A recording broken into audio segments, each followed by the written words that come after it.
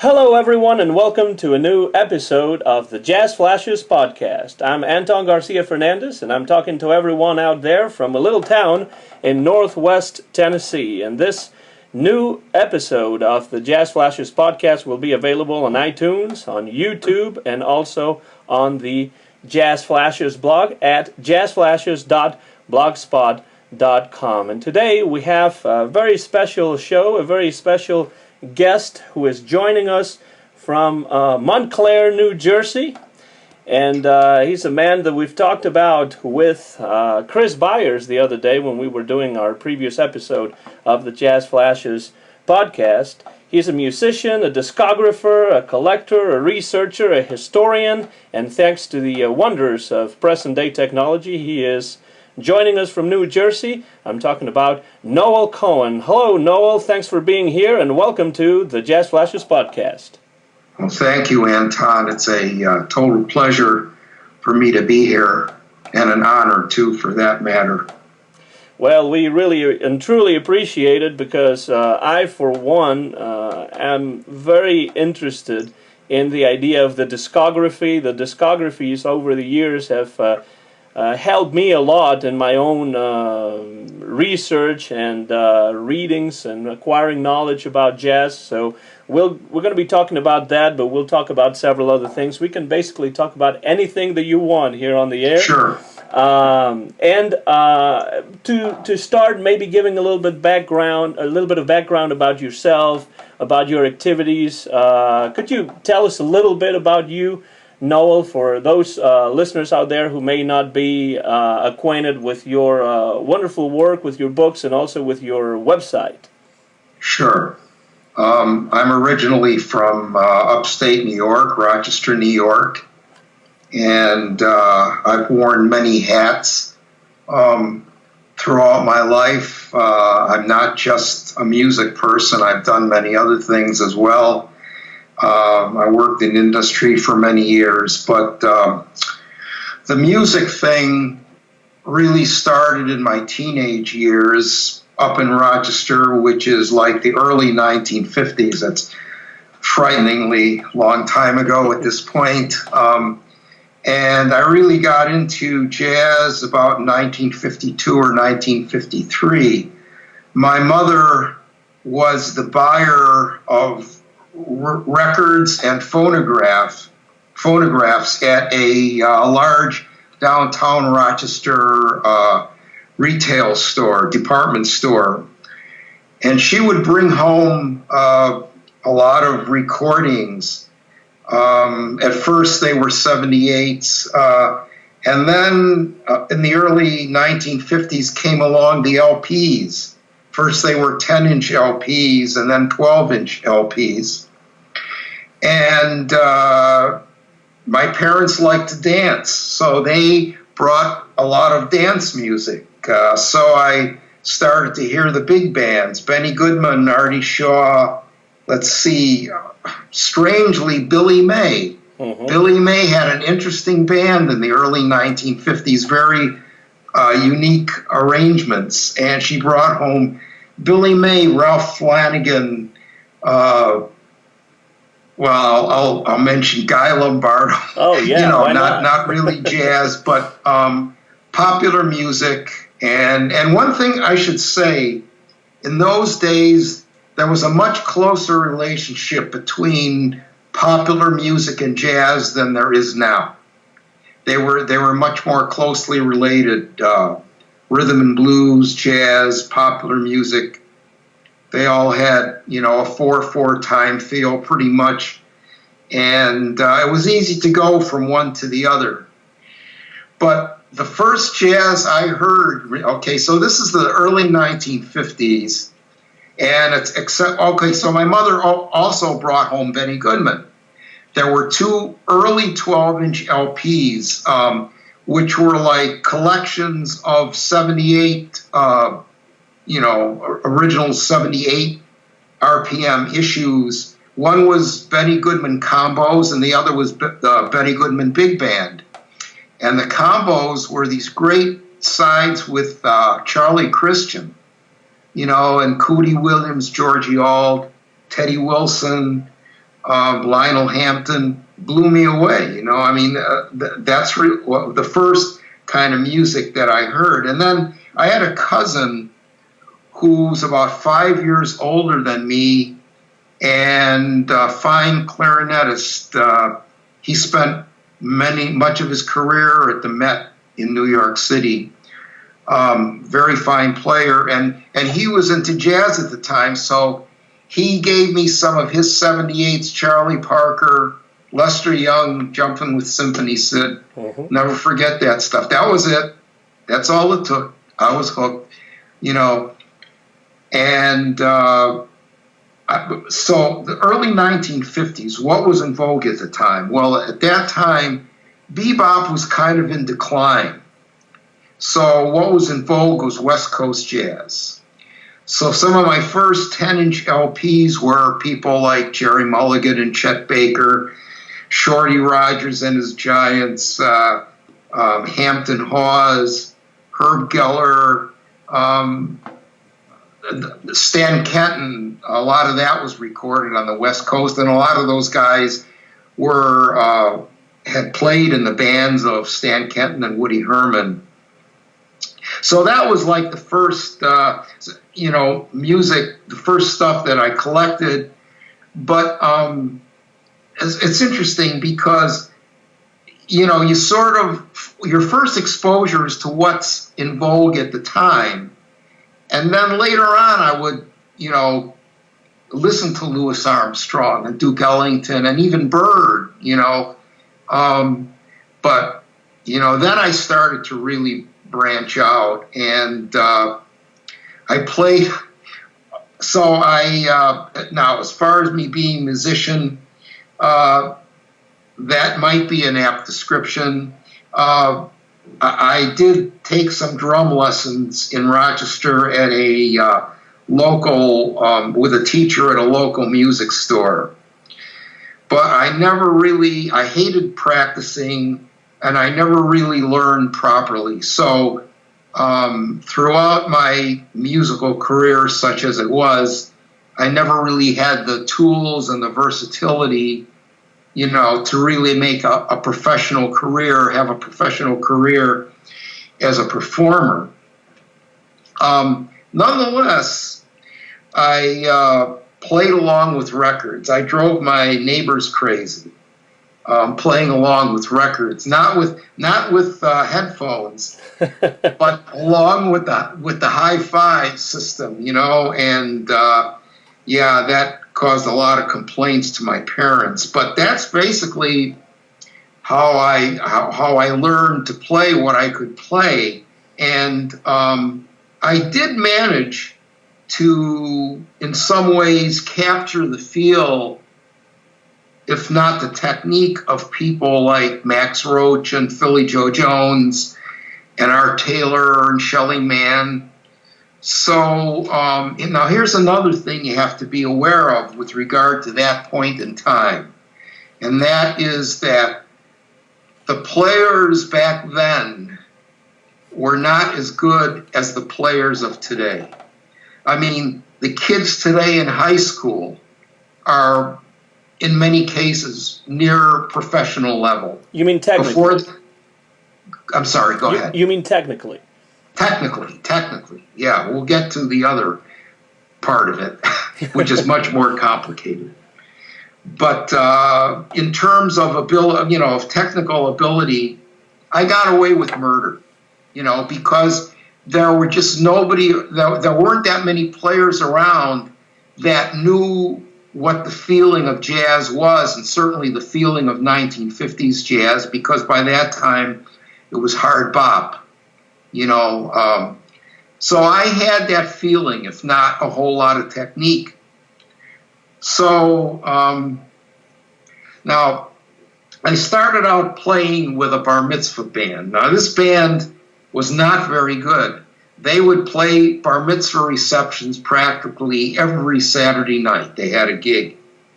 And that earned me a little money, which I almost totally invested back into, buying records. Now, jazz records. Now, by 1955, that's when the 12-inch LP came in. And there was this flood of recordings from Prestige and Blue Note and Bethlehem. It was mind-boggling. And I was picking up practically everything that came out, and also the big labels, Columbia, RCA, Victor, Decca. I mean, the music was just, you can't believe what a wonderland it was at that time. You know, the Eisenhower era. Now, that definitely was a golden era for jazz. It was just labels, absolutely the golden era. You know, just endless music. I mean, okay, so as I said, I started out listening to the West Coast music, but by about, okay, here's the record that I think really started the hard bop thing off. Well, maybe there were two. One was the Walkin' Blue and Boogie session, Miles Davis on Prestige, okay, with J.J. Johnson, Lucky Thompson, Horace Silver, Percy Heath, and Kenny Clark.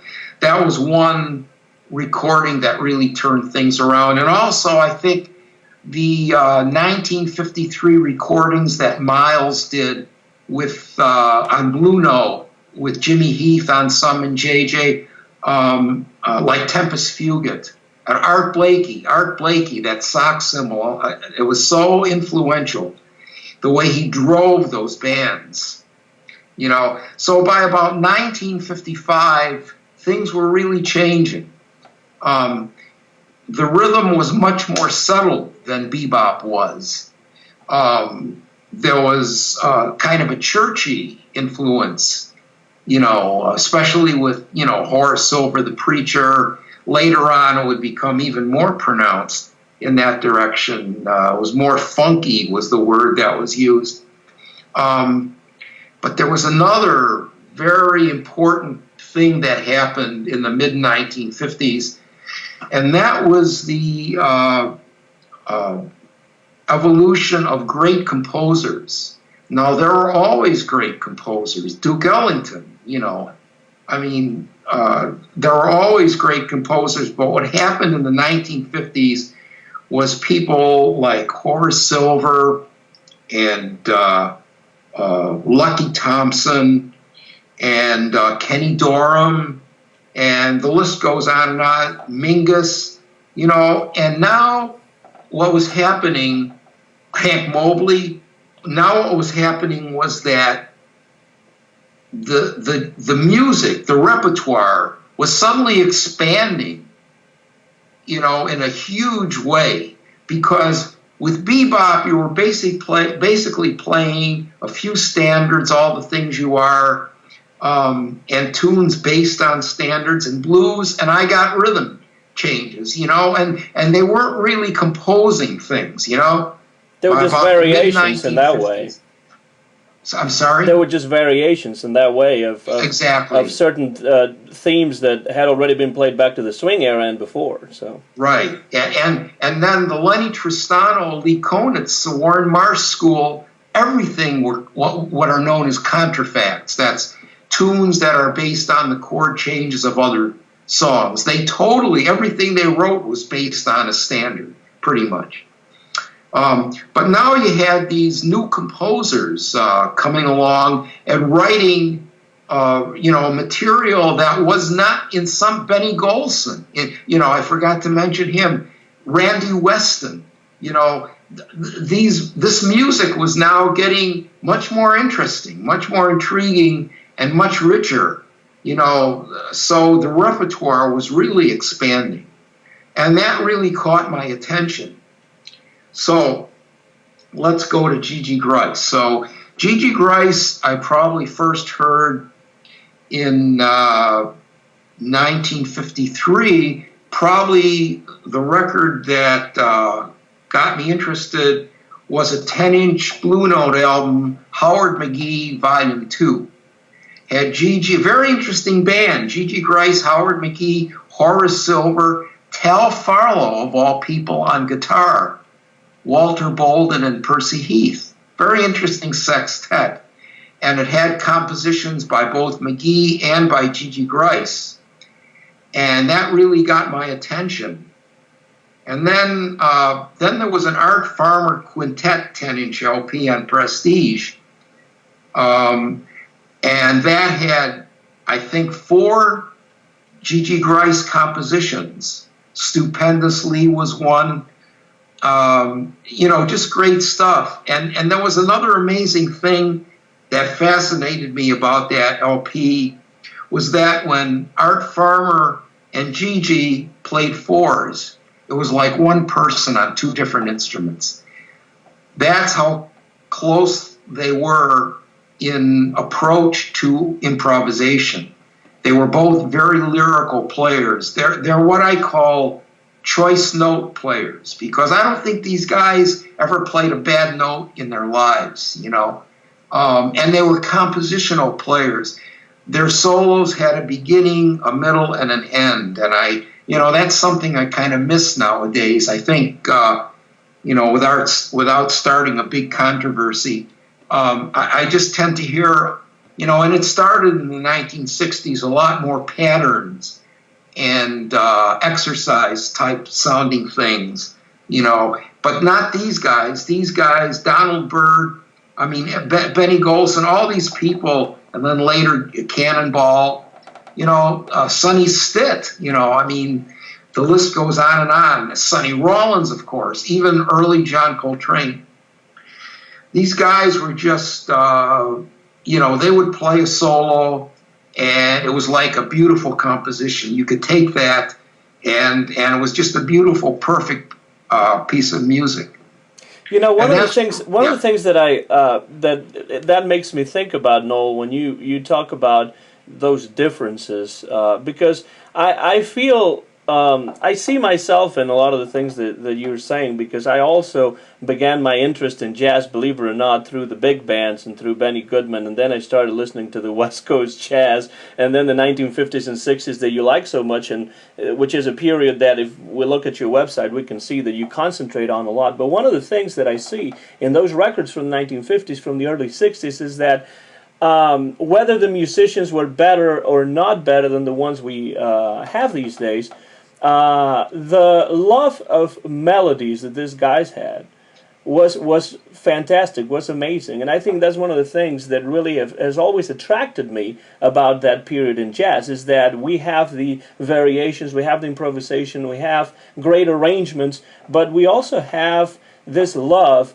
of pure and purely beautiful melodies.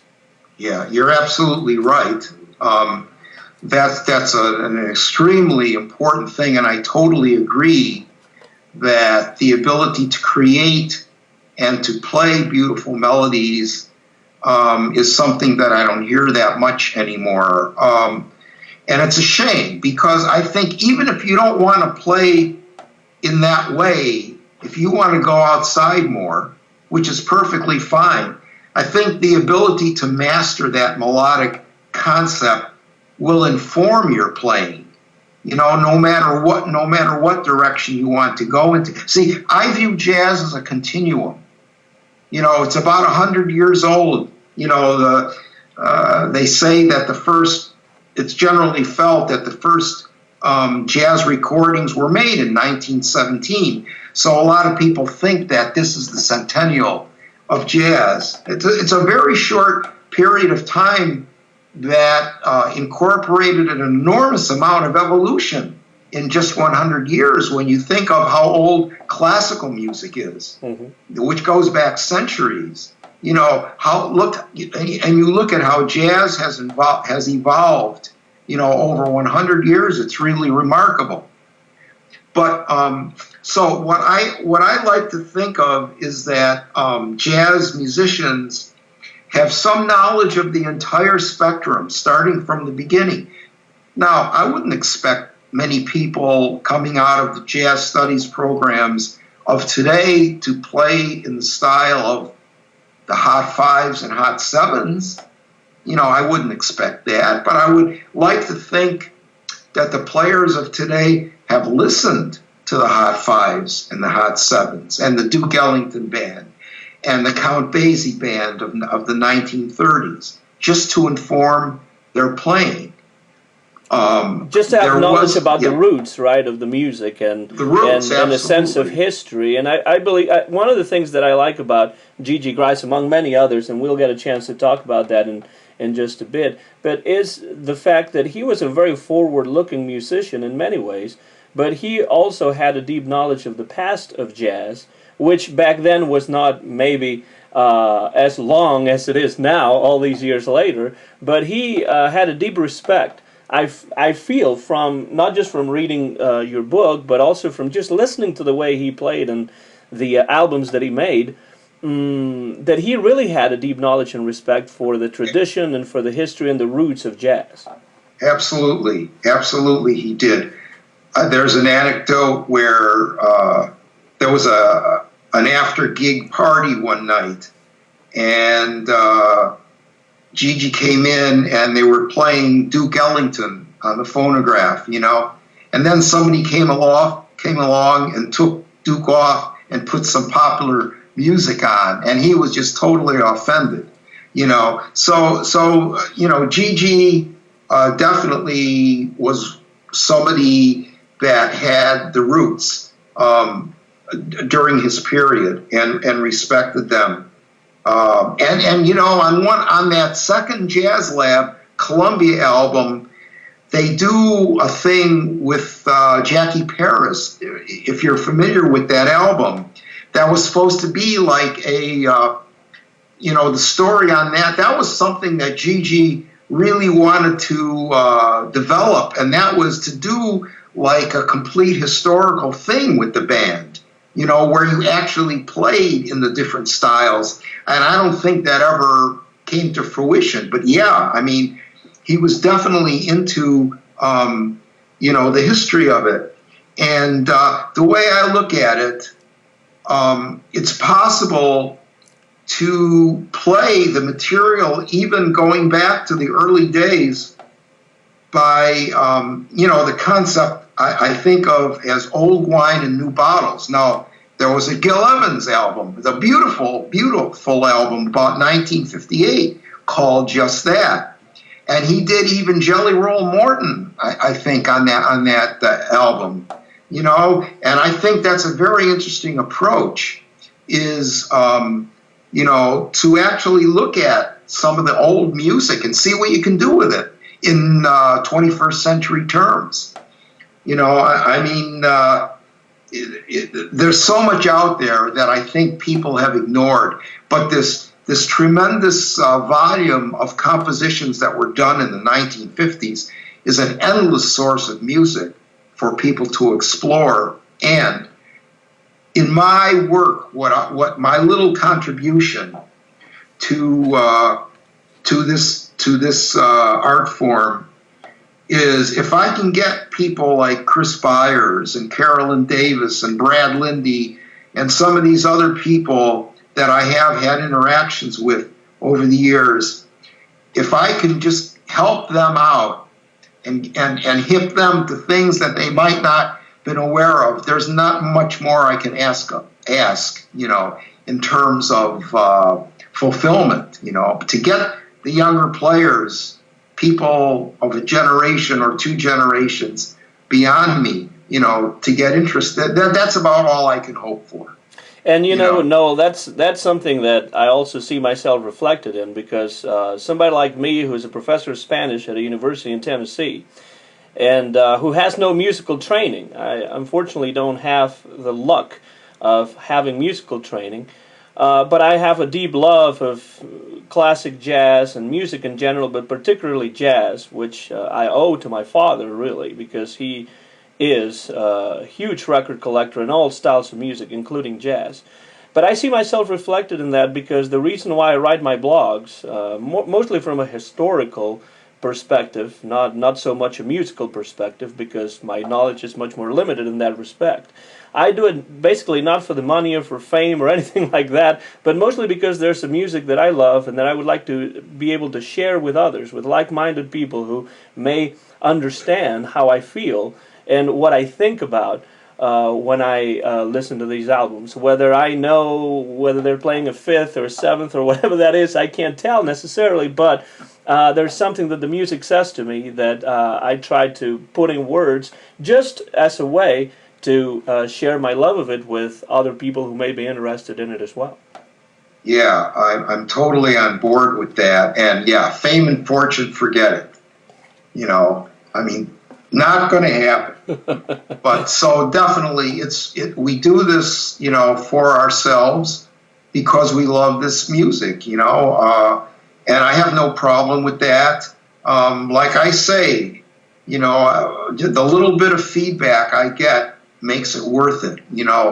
The collaborations that I've had with Chris Byers have been just so fulfilling for me, to be able to interact with musicians at that level, is just more than I could ever, ask for. So,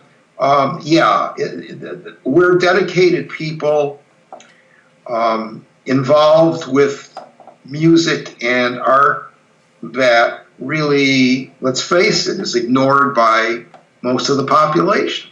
So it's a tough slog, to get people interested in this. But if I get, one person, that's all I can ask for. I mean, it's that's what we do. So I commend you for your blog and for your efforts. We need more of that type of thing. And I mean, I spend most of my time now doing this type of research and discography and whatever. And generally, I try to work on people that aren't so well known. Well, there's a couple of reasons for that. One is practical, because certainly at this stage of my life, if I undertake Duke Ellington, I'm not going to get very much accomplished. But Duke Ellington doesn't need me, doesn't need my, assistance in that regard, or his legacy doesn't.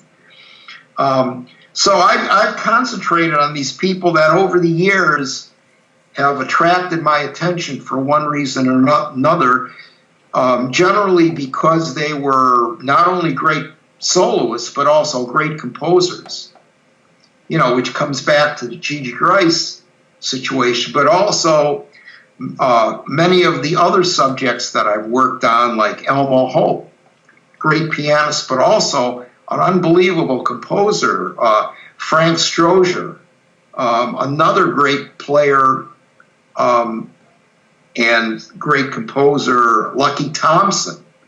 Those are the people, and others that have really caught my attention over the years. And so, if I can just get a few more people listening to their legacies, it's worth what all the time I put in on it.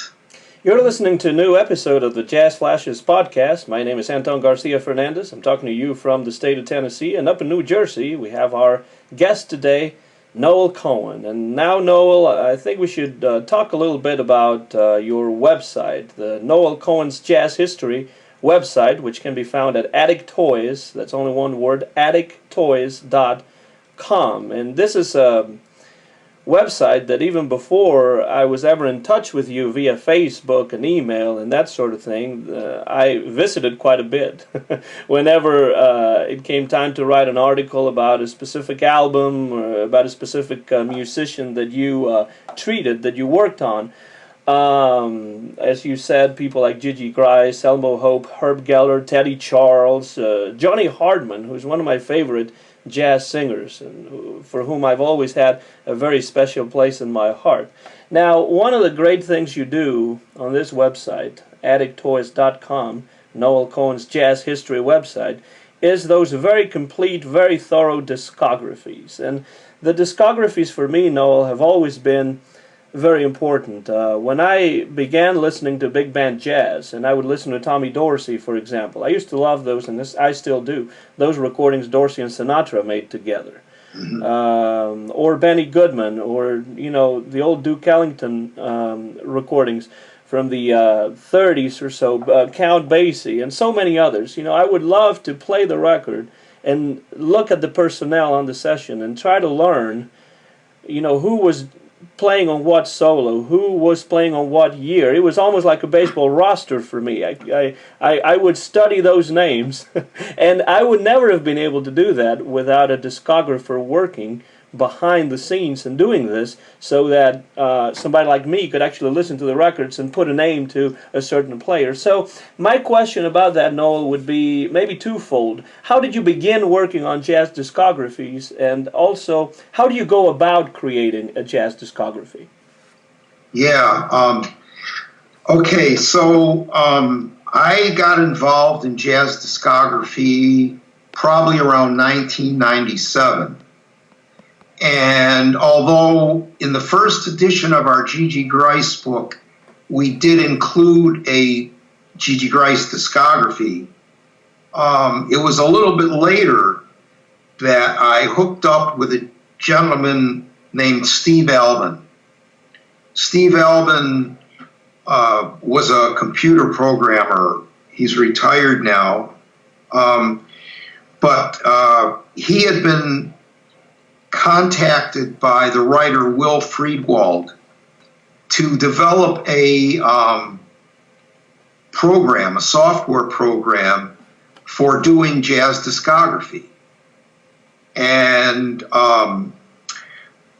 so Steve undertook this challenge and came up with something called Brian.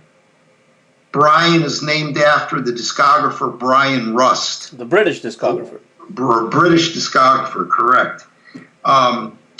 And Brian is now 20 years old, and over the years he's really refined it.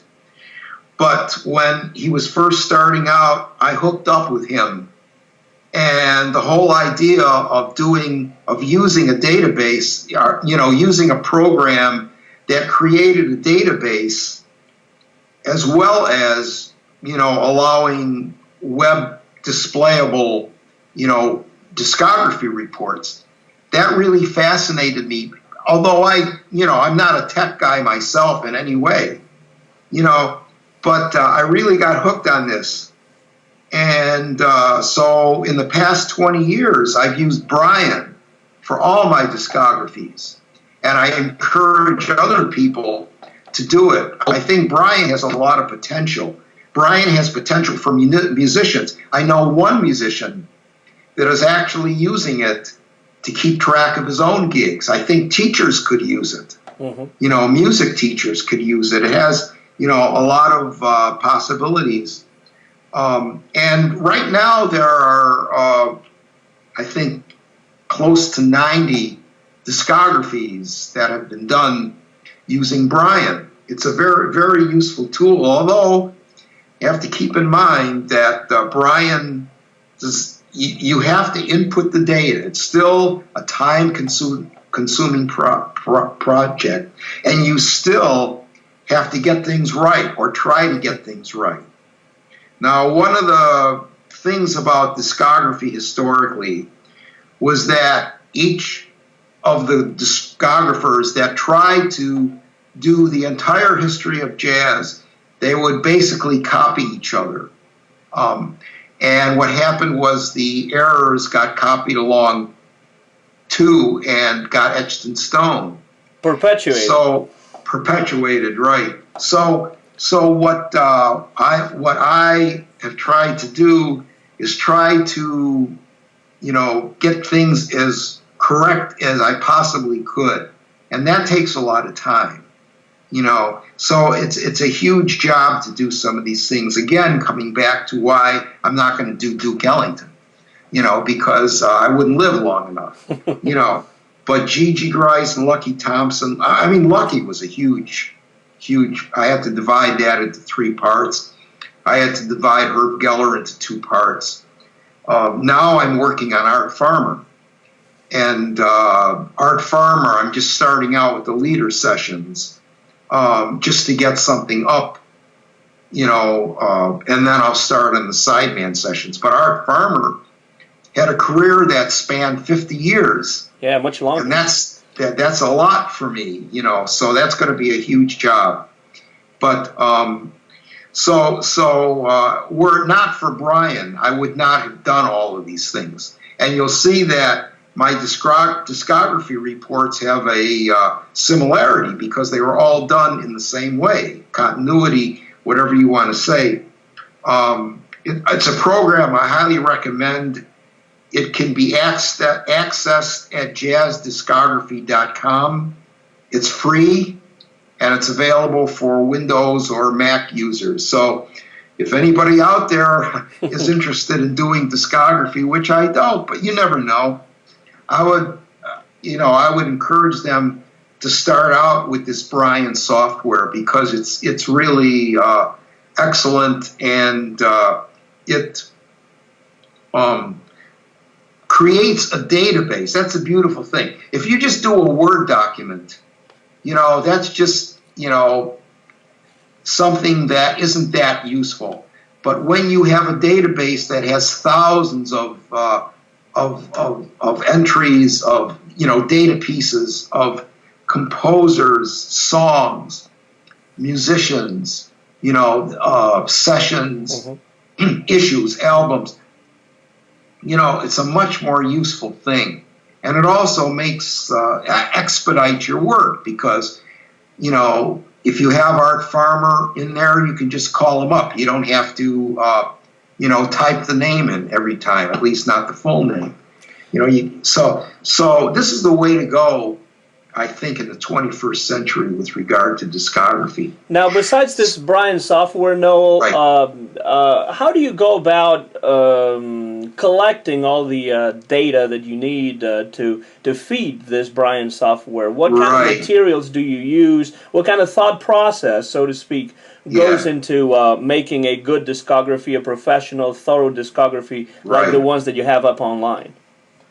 There are a number of sources, not the least of which is my own record collection, which is a basic starting point, although in none of the cases of the people whose discographies I did I have only, but a small fraction of their, overall legacy. But it's a starting point, and it's very convenient because it's right here in my office. Besides that, I've accessed the Institute of Jazz Studies located at the Rutgers University campus in Newark, New Jersey, about 7 miles from me. So I go down there a lot. They have a huge collection of recordings, but also all kinds of other, archival material. So that's another excellent source of data. There are, and the existing discographies that I mentioned, flawed though they may be, are still a very useful starting point. They're not an end point, but they're a starting point to see what else, is out there. And I have a subscription to Tom Lord's The Jazz Discography. I have the online version, which is very useful for finding, for example, the overall picture of a given musician. What they've done, because it is very complete. There are errors in there, so it's not the final word, but it's a good overview of a musician. Of a musician's recorded history. Now, in my discographies, I include more than just recordings or authorized recordings. I include also live recordings that people have recorded, generally without authorization. But I think it's an important part of the history of any musician to get as much of that information as possible. So, maybe the term discography is a misnomer. Maybe what I do might better be called sessionography because it includes things, many things that were never meant to be recorded and issued, on a disc or, whatever. But there are all sorts of, websites. All Music is often a good source of getting information on issues. Discogs.com is another excellent website, which has a lot of information, particularly album art and also album issue date. They have a lot of issue dates, which often are very hard to find. And also all over the world too. If there's an edition in Japan or an edition in Europe, not just like the American ones, but also editions all over the world, and you can find that information there. So that's also very, very good. Now, when you work on a discography, besides the fact that there will be errors here and there, and it may be hard to ascertain where the errors lie, perhaps. What are the main difficulties that you face when you're trying to create a thorough discography or sessionography like yours? Well, there's the biggest frustration are the answers that can never be found. Recording dates that were never recorded and can no longer be retrieved. So one has to guess, make intelligent guesses in some cases. And I hate to do that, but I often have no alternative. And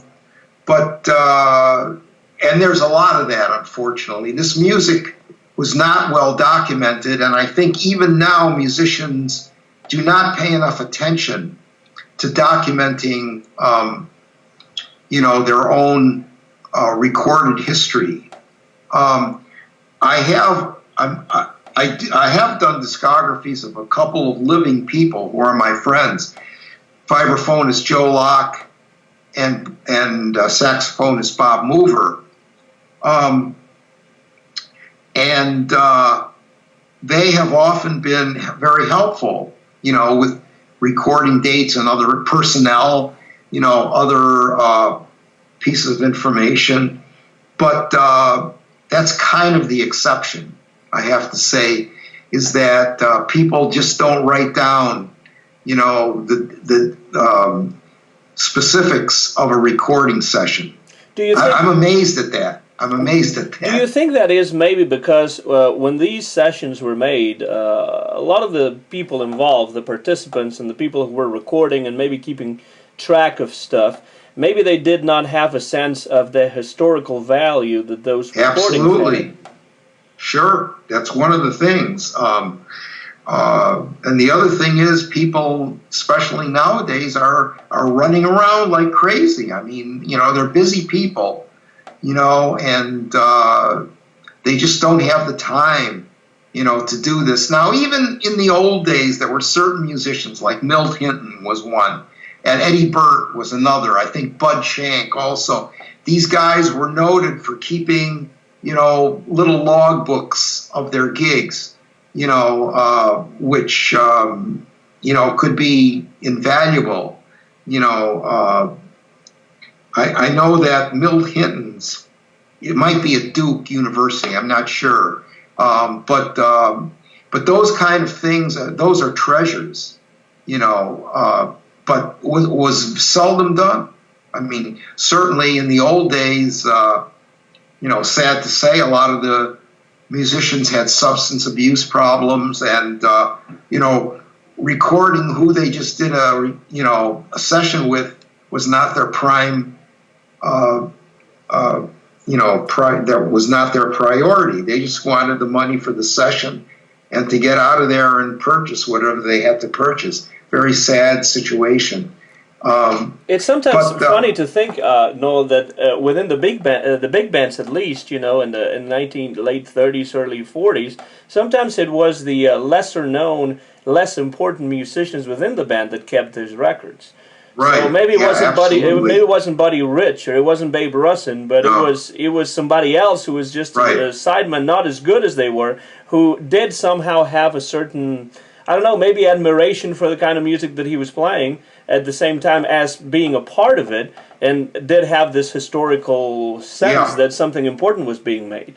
Yeah, that's certainly true. And you have to remember also that the big bands would be playing like every night. They'd get on a bus and go to another destination, And I mean, that's a crazy life, you know. I mean, lucky to get any sleep and food, you know, let alone keeping a record of, you know, all these details. So yeah, so it's probably, realistically, it's probably too much to ask.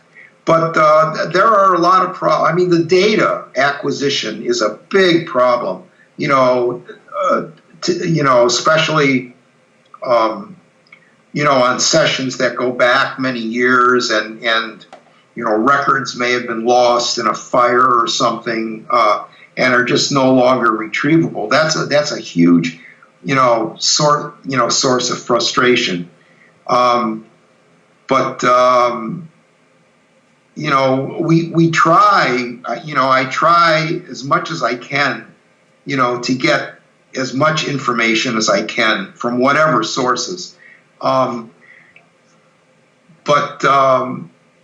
you know, it's really very difficult. Musicians union, New York, L.A.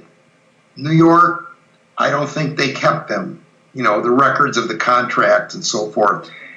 Los Angeles, I've been told that there's one person who has a waiting list of people wanting to have him look up, you know, sessions.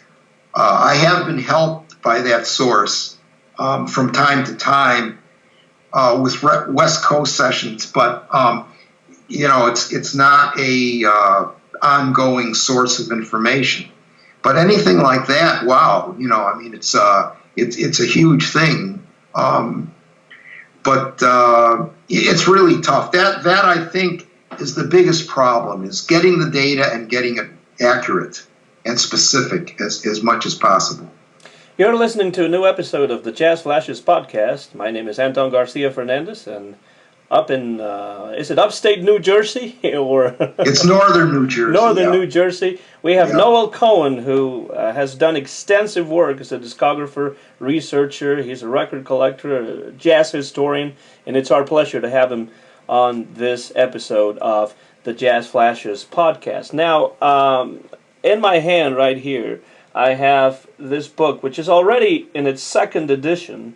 It was written by Noal Cohen and his friend Michael Fitzgerald, and the title. Yeah, and it's. Let me just say that it's very important to acknowledge Michael Fitzgerald. I couldn't have done that without him, and so I mean, at this point in time, I have more free time than he does, so I seem to be getting more opportunities. But he certainly made, you know, major contributions to that book, and at that point in time, when the book was written, I certainly couldn't have done, you know, come up with something like that without his assistance.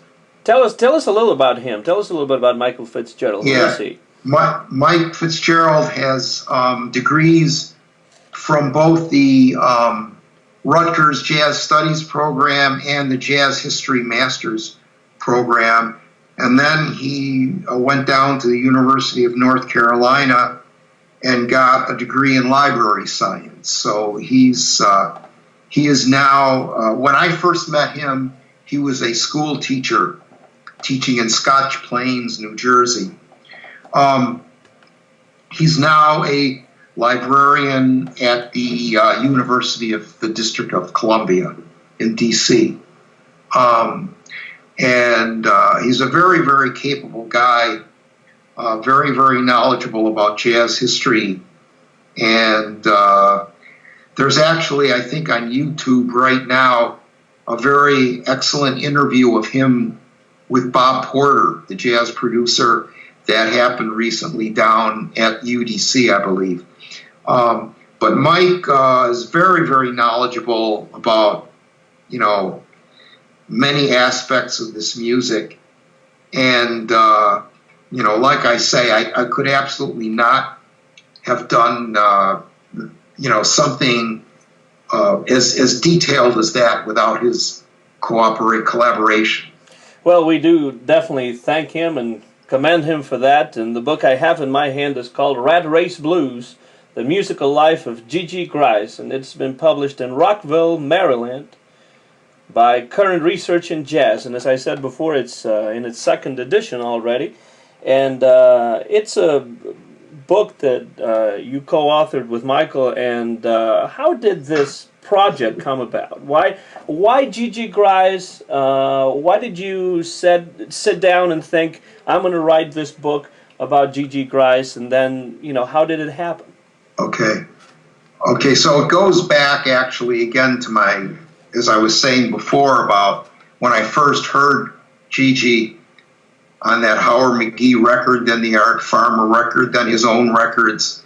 And he just caught my attention with his lyrical playing and also with the great tunes that he wrote. Nika's Tempo, just all of those tunes, Wildwood, Shabazz. Minority, Stupendously. I mean, they were just great tunes. And some of them very unusual structures and so forth. And that stayed with me. But I had almost all of those early records, the Jazz Lab, all of them, the one on Riverside, the two on Columbia. The French RCA I never had because that was a really rare record. But I had almost everything Gigi recorded. And then the stuff with the Oscar Pettiford band, the music just stayed with me.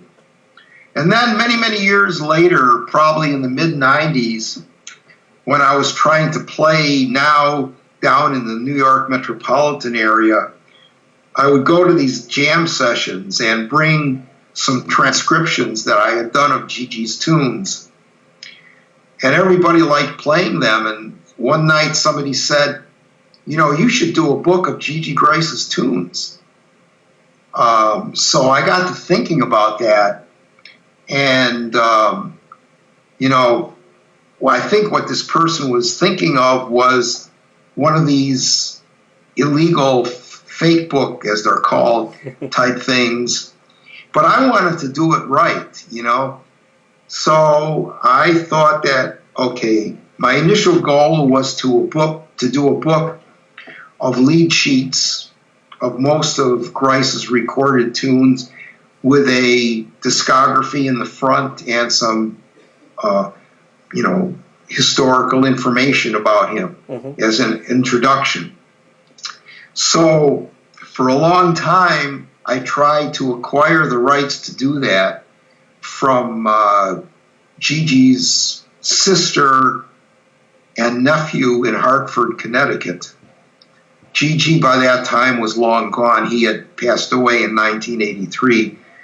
But there still existed a publishing company that controlled the rights.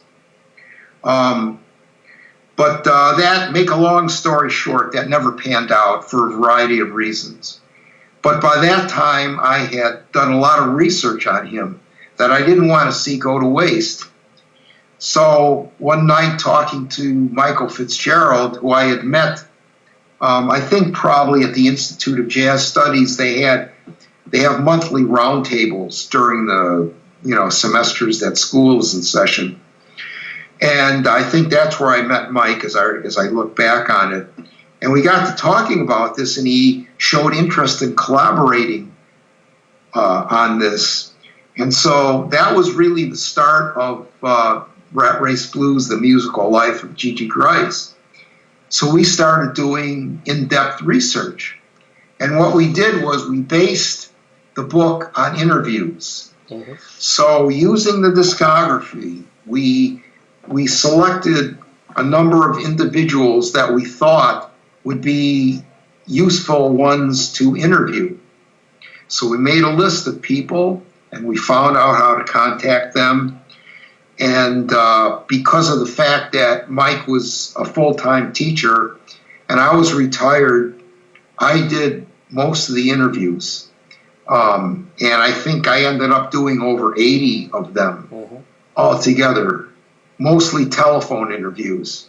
And as you can see in the book, it was relatives, fellow musicians, record producers, a number of different sources most of which were fruitful interviews. Actually, the ones that were disappointing were some of the more famous musicians who either refused to be interviewed or were very, very general in their responses. On the other hand, there were people like a pianist named Emery Smith in Hartford, Connecticut, who remembered intimate details of how Gigi and a trumpet player from Hartford would practice, how they would sight read out of each other's books. I mean, that kind of stuff you can't. If you find details like that, it's a blessing. For a project like this. So you never know what you're going to find. I also learned an important lesson: never question what your interviewee is telling you. Never question it. You let the interview be done, then you sort out what's fact and what's fiction. But don't take someone that is giving their time to you. Don't question whether they're accurate or not, or truthful or not. That's not the place to do it. So I learned that the hard way.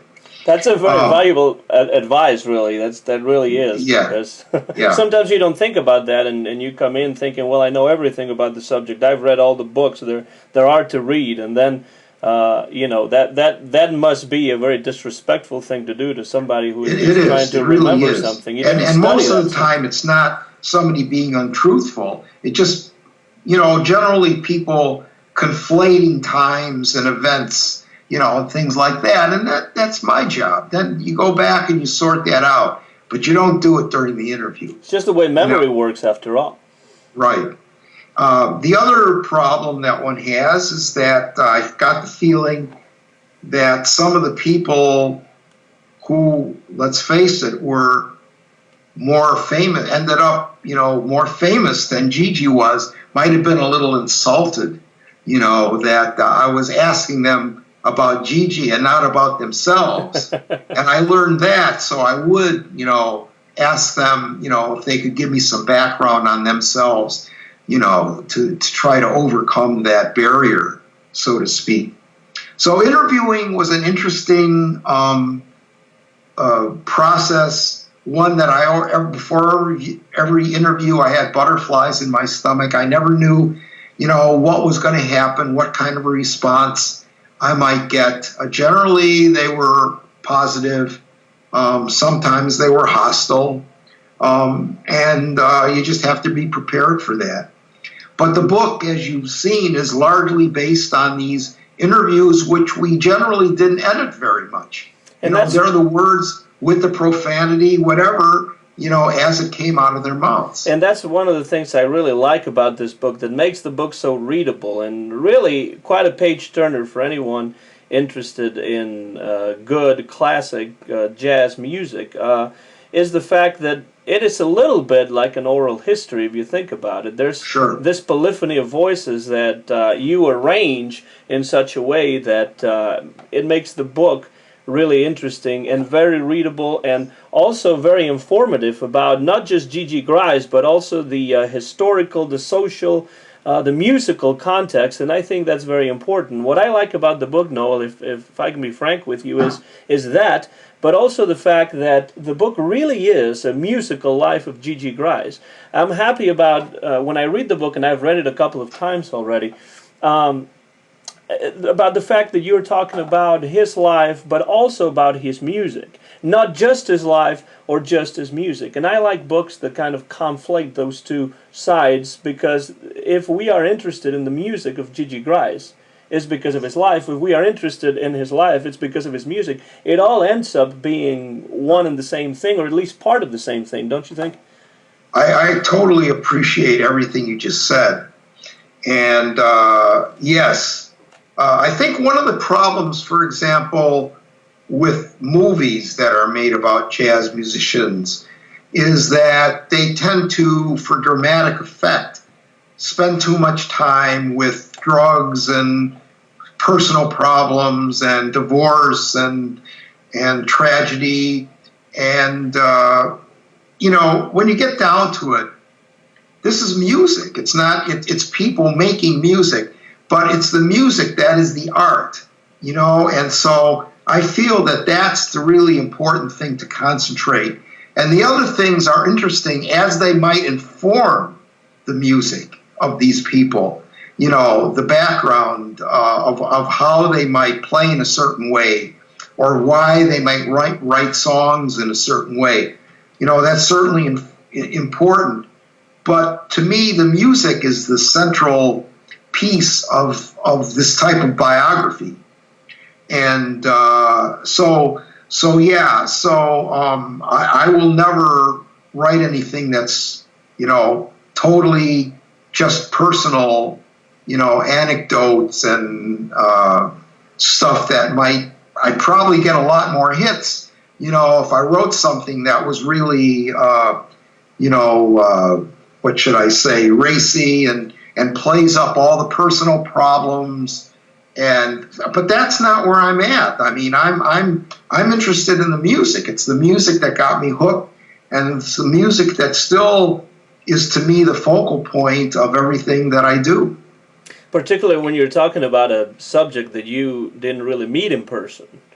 Exactly. I never met him. Now, that's an interesting thing. A lot of great players came through Rochester when I was living there in those golden days. But Gigi was not one of them because Gigi didn't like to travel. And especially after Clifford Brown was killed in that horrible, his good friend, was killed in that horrible accident in 1956. So he was very New York centric, and so in those days I didn't travel much myself. So if they didn't come through Rochester, and I heard some great music in Rochester. I heard the Miles Band with Train and Red Garland, Philly Joe, Paul Chambers. Mm-hmm. I heard Sonny Rollins twice, once with the Clifford Brown, Max Roach Quintet, and later with the trio with Henry Grimes and Frankie Dunlop. I heard Billie Holiday. I heard Terry Gibbs. These people all, Ray Bryant, the Three Sounds. I was like, hanging out, and underage a lot of the time, that was an important part of my life. You were in the right place, too. Yeah. Rochester, it was on the circuit. It was on the circuit, not just for the big concert tours, but also for the individual tours, So, in fact, on my website, I've got, a section devoted to Rochester, at least for a few of those years that when I lived there, I've tried to document by going to the library up there and looking at the ads, for all the clubs, and trying to document a lot of these experiences I had, right down to the actual date, when the person came through. And that's important information for historians. I just yesterday or the day before helped a Sonny Rollins historian, with regard to those gigs that he played in Rochester, So, but I heard a lot of music up there. Wow. And I got to play, with some great people. I got to play with Ron Carter. Ron Carter was a bassist in the Rochester Philharmonic and a student at the Eastman School of Music when I was an undergraduate at the University of Rochester. And we graduated in the same ceremony, and he was, I think, immediately off to Chico Hamilton. I think that was his first, name gig was Chico Hamilton. But I played with the great Joe Romano, a great, not so well-known tenor saxophonist. From Syracuse was Sal Nistico. From Buffalo was Don Menza and Sam Noto. Also from Rochester, Frank Strazzeri, great piano player who moved out to the West Coast. So I had some great experiences, even though, in all honesty, I was at a much lower level than a lot of these people. Oh, Wayman Reed, another one, a great trumpet player that played with Basie's band and was married to Sarah Vaughan for a while, and then played with James Brown. Oh, James Brown, I'm forgetting Pee Wee Ellis. Oh. I played with Pee Wee Ellis when Pee Wee Ellis was he might have been 14 or 15, at the time. And I played in Pee Wee Ellis's, it was sort of a rhythm and blues band, probably around 1956. And he went on to fame and fortune. So I had some great experiences up there. Yeah, Rochester was happening. You're listening to a new episode of the Jazz Flashes podcast. My name is Anton Garcia Fernandez, and we have Noal Cohen up in New Jersey talking to me and talking to everyone out there, reminiscing about his life, his career, and his love of jazz music. This episode will be available on iTunes and also on YouTube, and of course in the Jazz Flashes blog at jazzflashes.blogspot.com. Now let's talk a little bit about Gigi Gryce. Okay. The subject of this book, Rad Race Blues, the musical life of Gigi Gryce, that Noal has written along with his friend Michael Fitzgerald, and it's already in its second edition. In fact, I have a copy of the second edition right here in my hand. Now, Gigi Gryce, you've already talked a little bit about what attracted you about his style, his music, his compositions, and that sort of thing. Now, Gigi Gryce, of course, in order to get the whole picture of who Gigi Gryce was and how important he was, I recommend that everyone out there go out, buy, or borrow, or whatever, but read this book, Rad Race Blues. But Gigi Gryce was from Pensacola, Florida, right? And in that way, he was a little bit like you, in that he was in a place where he got the chance to listen to a lot of great music that just was part of the circuit, so to speak. And a lot of the big bands went to Pensacola and played there, just in a similar way as where you were living in Rochester. It had an important jazz scene. Now, he was there at the time, when bebop was being born, so to speak, right? Right. And then later on, would make recordings with some really important musicians in that idiom. But who would you say were the biggest influences on the music of Gigi Gryce, early on at least? Who was he listening to? What kind of music was he drawn to that made up the style that he little by little started developing? I would have to say Charlie Parker. Mm-hmm. Although he himself would mention, and I won't remember their names unfortunately, but when he was in the service, he was in the service from 1944 to 1946, and he was stationed in Chicago for a while, north of Chicago, at the Great Lakes, the famous Great Lakes Naval Station, where a whole lot of musicians passed through during the war and after the war. But he was listening to players in the Chicago area that he mentioned, and like I said, I'm spacing the names at the moment, but I would say Charlie Parker and Tommy Gryce, Gigi's brother, who lives here in New Jersey.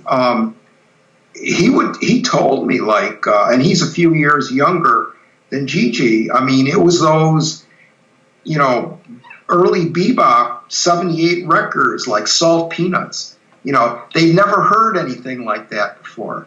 I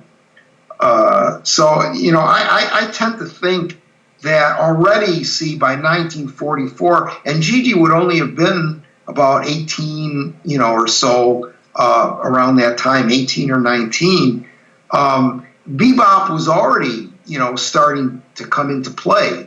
So I would think, and also from listening to his style, which, by the way, all right, let me say this about Gigi. I think if you ask most people to list the 10 most influential alto saxophonists, Gigi's name won't be among them. Mm-hmm.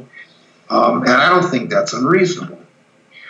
On the other hand, Gigi had a recognizable style. and approach. I can hear Gigi on a recording. And that to me is a very important, a very admirable quality, which is something that in that era was absolutely necessary. Mm-hmm. That's what the whole thing was about.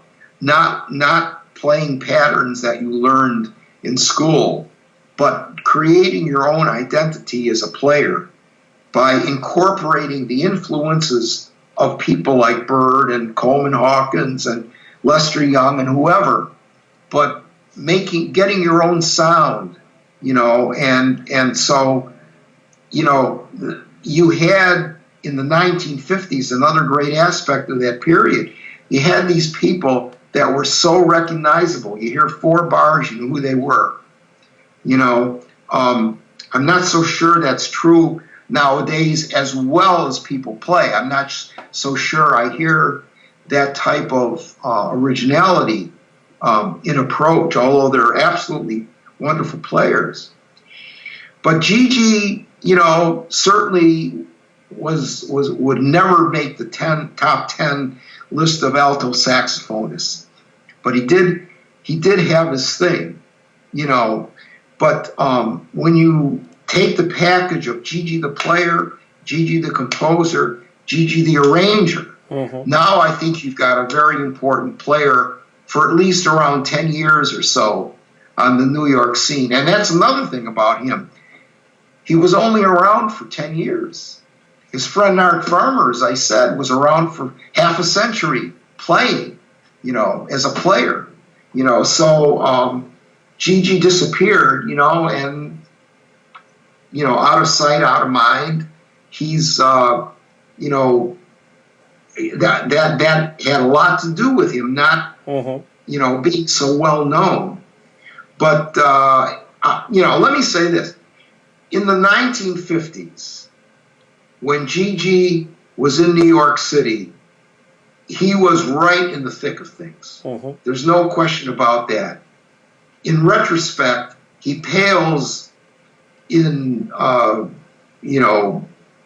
legacy to a Cannonball Adderley or a Jackie McLean or, a Sonny Stitt, who were around for much longer than he was, But he was right in the thick of things at the time, So it's a fascinating story. It's a sad one in the sense that, it would be fascinating to know what Gigi would have done if he had continued to play through the 60s and 70s and 80s, how he would have evolved. He could have done all sorts of things. He could have gone to Hollywood, could have done TV, mm-hmm. He had all the tools, to do that kind of thing. But unfortunately he chose to drop out, and that legacy is not as substantial as it could have been. Well, of course, in this era of technology, the reason why we can talk about the past and the history of jazz is the fact that there are recordings, right? Thanks to those recordings, we can gain some knowledge about the history and the tradition of jazz, the different styles, the different people that play together, and that sort of thing. But by the same token, if you don't record too much, then your legacy could be diminished in a way that may be unfair, because if you think about it, there were probably or surely a lot of musicians that followed Gigi Gryce that were influenced by him. But because he didn't really get to record, or he chose not to record after the early 1960s, his legacy is diminished. And that is why I think a book like Rad Race Blues is important as well, to kind of not necessarily set the record straight, but at least bring to prominence the image and the figure of Gigi Gryce. Yeah, when you look at Gigi's, the people that play trumpet in his bands, who do you have? Clifford Brown, Art Farmer, Donald Byrd, Idris Suleiman, Richard Williams. They're there. Those are the top players. Who did he use as rhythm section people? Hank Jones, Wade Legge, Tommy Flanagan. All the very best people. He was right in the thick of it. He's in A Great Day in Harlem. He's in that photo. A Great Day in Harlem. He's way on the left as you look at the photo. Right. He brought Thelonious Monk to that photo shoot. They were very close. So Gigi was he lent Bird his horn. But he went along to the gig to make sure he got it back. But So Gigi was at the time highly respected. Now, you have talked a little bit about Gigi Gryce, the performer, the altoist, the actual musician as far as the performance side of things goes. How about Gigi Gryce as a composer? If I were to ask you to describe him as a composer, what would you say? What was important? Well, what was characteristic about his composing? Let's go back to what you said about melody. Beautiful melodies, things that you can whistle or hum, I think the progenitor of that school of composers is probably Tad Dameron. Absolutely. And people like Gigi and Benny Golson,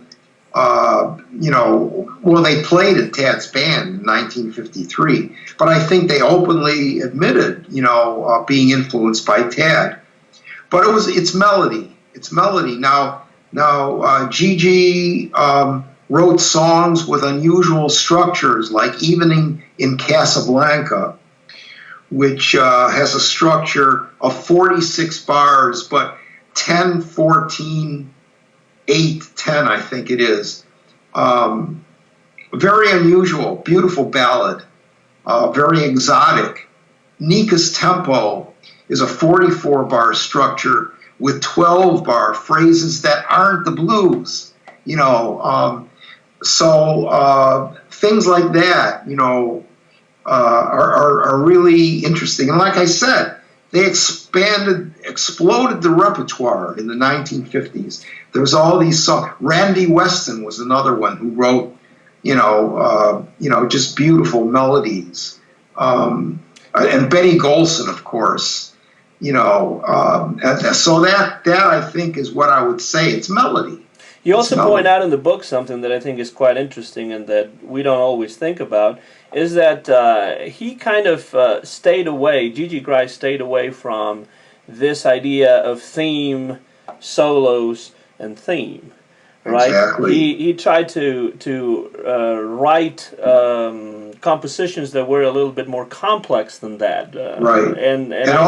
After reading that, I kind of went back and listened to the records again, and you're absolutely right about that. And it's a very interesting thing to think about, that he was trying to look forward in that way, trying to write something different that would allow for a different kind of improvisation, perhaps.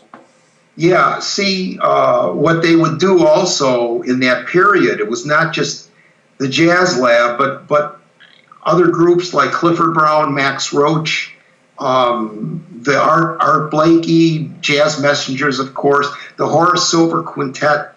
They're all like writing interludes, nice arrangements. It wasn't just like you say, head solos, head. They would introduce interludes and shout choruses as well, So that was definitely a part of the 1950s and early 60s. Wayne Shorter, even. I mean, Gigi wrote a tune called Up in Quincy's Room, and that tune kind of foreshadows Maiden Voyage. Like a dozen years later, Herbie Hancock, the harmonic movement in that tune, So yeah, I mean, it wasn't earth shaking, and it was still accessible. It wasn't like out in any way, but it was different, and it added structure to the performances. Absolutely. And it was really attractive in that way. Now, one of the things about Gigi Gryce is that he was conservatory trained, and he overcame the years of poverty of his childhood, or not necessarily poverty, but well, I'm not sure if I would use the word poverty, but at least definitely his family was not rich, and his father passed away. It was poverty, and so we can use the word poverty then. But he overcame that, and he got a very significant education, just like the rest of his siblings as well. And then went on to have a career in music that was conservatory trained. Now, how do you think that maybe helped or perhaps hindered his career as a jazz musician or a jazz composer? Do you think that was a very positive thing, or maybe a not so positive thing for a jazz musician like him to be conservatory trained? This is a question that I also asked Chris Byers about a couple of weeks ago. The fact that Gigi Gryce was conservatory trained, was that, let's say, a positive thing, or maybe a problem when it came to being a jazz musician and a jazz composer?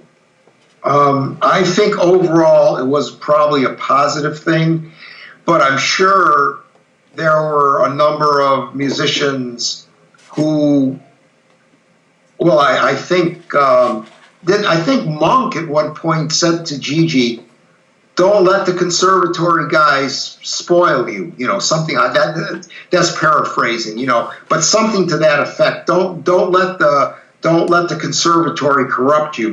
Be what you are. Don't forget your roots. But certainly in practical terms, the conservatory training was extremely helpful to him, and allowed him to be a great writer, a great arranger. He had the tools. I mean, a lot of his, people like Cannonball Adderley and Jackie McLean and Sonny Stitt, who are, probably more acclaimed as alto players, they weren't arrangers. Mm-hmm. So sure. I mean, Gigi, he had the ability to arrange because of the training he got there. And Gigi also, he took advantage. I mean, in school, he benefited from FDR's programs because they were what paid for the music teachers that initially taught him and created the programs that allowed him to learn how to play the clarinet. Then, having served in the military, he used the GI Bill in order to get a college education. So that was, very clever, use of resources that were available to him through the government. I know that type of thing in the 2012 election, people like that were Romney called users, Mm-hmm. But those programs were incredibly valuable to people that didn't have means. Well, it's something important to think about, especially in this day and age when we're talking continuously. The government is talking about cutting, and all Exactly. that cutting has always or very often to do with the humanities and the arts. Right. So, in many ways, thanks to the use of those resources, which of course were used in the right way by Sure. Gigi, he was able to become what he became in his life as a performer, as an arranger, as a composer, and then as a teacher as well. Now, I was looking here for a quotation from the book about what Gigi Gryce once said when he was asked about the relationship between classical music and jazz music. And I think it's pretty interesting what he says. He says, "I don't feel that my knowledge of European writing techniques has influenced my jazz writing. I do feel that it has played an important part in helping me to analyze the chords, rhythms, etc. that I hear while studying a new piece of music, either classical or jazz." And then he says, "My academic background has also helped considerably in writing for a large orchestra rhythmically and contrapuntally." So that is basically what you're saying. But do you think it's true that there is really no relationship between the classical music that he heard and he liked and the jazz music he composed? Well, I mean, the harmonies, I mean, certainly, at least tonal classical music, I mean, you're dealing with the same scales, the same harmonies and so forth.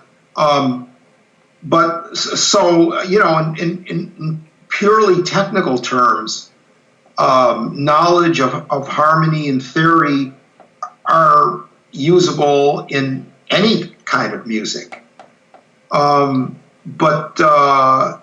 No, I mean, there's no question that Gigi's training set him apart, from a lot, like I said, a lot of the other, better recognized alto players or saxophonists. There's no question that this gave him tools, that he wouldn't have had he not gone to the conservatory. I mean, this guy, I think it's very sad that he dropped out, because I just think that he had all kinds of doors open to him. And he didn't have the personal problems, the drug problems and other things, smoking. He didn't do any of those things, drinking, so he could have had a substantial career in many different areas, He seems never to came to pass. He seems to have been a very healthy person, a very reasonable person too. Well, except that he died young. He died at the same age as his father. So, the genetics, you can't do anything about that. But he certainly, he didn't smoke, he didn't drink. He certainly tried, but you can't overcome genetics. You're listening to a new episode of the Jazz Flashes podcast. I'm Anton Garcia Fernandez, and up in New Jersey we have researcher, discographer, record collector, Noal Cohen, and we're talking with Noal about Gigi Gryce because, among many other things, because he has published a book called Rad Race Blues, The Musical Life of Gigi Gryce, along with his colleague and friend Michael Fitzgerald. Now, Gigi Gryce made some memorable records with the likes of Clifford Brown and Donald Byrd, Art Farmer, Richard Williams, a lot of different great musicians of the period. He also co-led the Jazz Lab, as you've mentioned before, for a spell with Donald Byrd. But he only recorded, as we have already mentioned, for less than a decade, right? Just between 1953 and 1961, so just about a decade or so. Why such a short recording career? Could you tell us a little bit, without going too much into detail, because that's what the book is there for, but why would somebody who was as talented, as well respected as well within the New York jazz scene as Gigi Gryce was, why would somebody like that drop out completely and devote himself to teaching after the early 1960s? Well, in 1955, Gigi started his first publishing company. In 1958, he added another one. Now, he was very much about composers protecting their own works. So was Horace Silver, by the way, and Hank Jones and his brothers, Lucky Thompson. So he was not unique in worrying about things like that. But what Gigi did was he started a publishing company that published not only his own songs, but those of many other, almost all African-American composers. That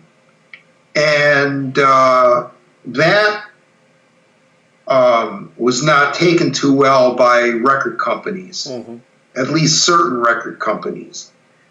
Now, this was an area that was very hard to research. And so we never really got a solid answers as to what exactly happened. Mm-hmm. But the picture we were able to put together was that as time went on,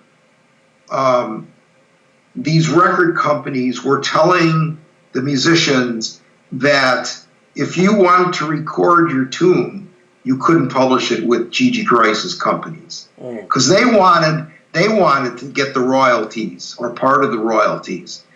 So that's what they were telling musicians. Bobby Timmons, who had Monin, which was getting recorded quite a bit. So that's what they were saying is, if you want to record your songs, he can't be publishing them. So the musicians were coming to Gigi and taking their songs out of his publishing companies. And this frustrated and hurt Gigi. And there may even have been some intimidation. Now, we heard all kinds of horror stories about his house being firebombed and him being beat up and things like that. We couldn't find any proof of anything like that. But certainly what was going on, and when you think about it, that wasn't really necessary, because what the record companies were doing was just as effective. They didn't have to resort to violence, so those were just rumors that mushroomed, So by the early 1960s, he was having a lot of problem, with this. And also, I think they were ignoring paying Gigi royalties, paying Gigi's company's royalties. Mm-hmm. So he was getting it from both ends. He had musicians calling him up at all hours of the day and night, where's my royalties? Where's my money? And he had the record companies not paying the royalties, saying basically, sue me, come after me, get a lawyer and come after me. And I think after a while, it just got to be too much for him. He, had a history of, he says, I had a nervous breakdown, in the early 1950s. So this was not a guy with a very thick skin.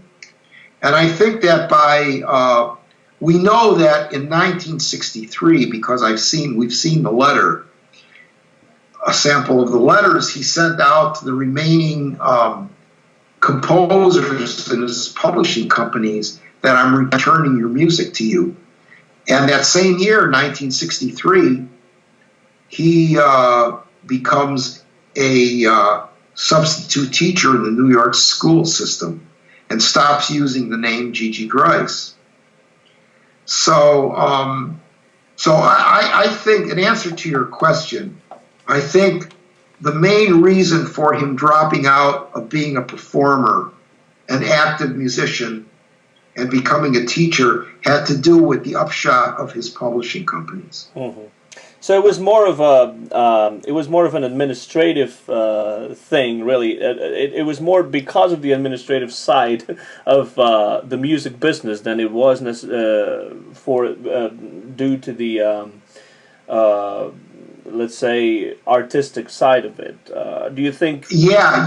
I would say it went a little further than that. I think there was racism involved, mm-hmm. Because they had been exploiting the black musicians left and right all along. We just went with the territory. And it was that Gigi was trying to put a stop to.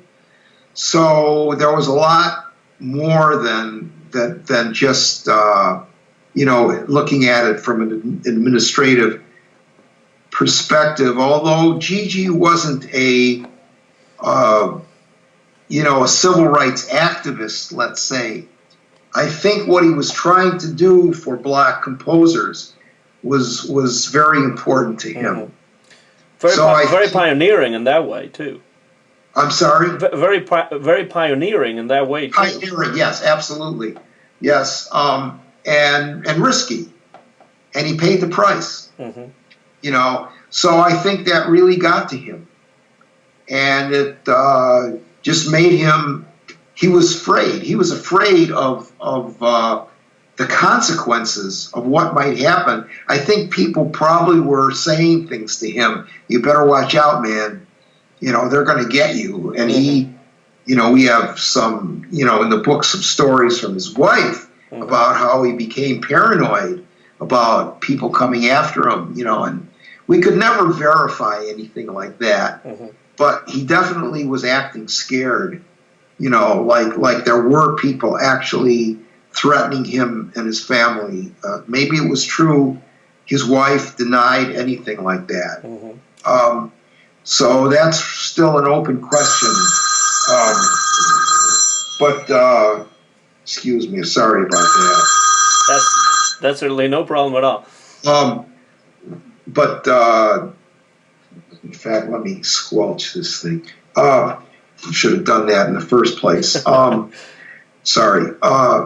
So I think it was not just, you know, the practical side of the composers, you know, pulling out, that type of thing. I think it was very demoralizing to him to see this kind of a dream, you know, go down the drain.